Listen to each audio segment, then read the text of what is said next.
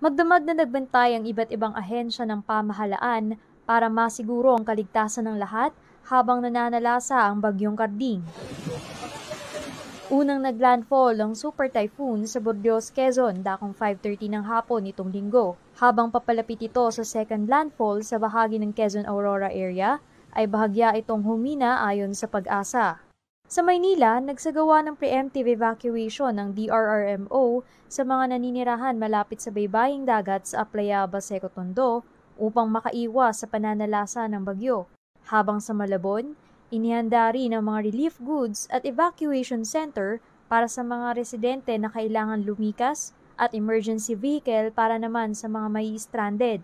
Binantayan din ang water level sa Marikina River habang naghahanda ang mga opisyal ng lokal na pamahalaan sa mga posibleng lumikas.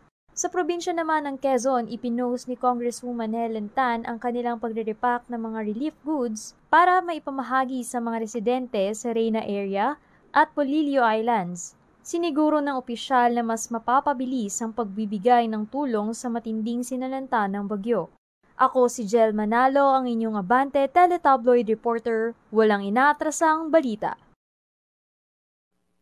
Samantala, ipinagmalaki ni Pangulong Bongbong Marcos ang matagumpay umano niyang pagbiyahe sa Amerika.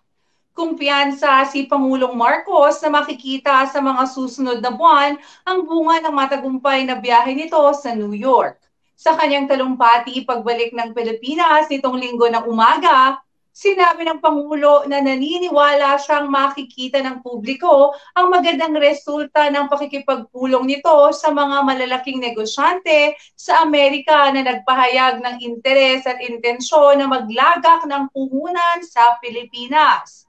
Sinabi ni Pangulong Marcos Jr. na positibo ang naging pakikipagpulong nito at ng kanyang economic manager sa business community sa Amerika at magandaan niya ang pananaw nila sa Pilipinas. Karamihan anya sa mga nakausap nilang mga negosyante ay meron ng operasyon sa Pilipinas.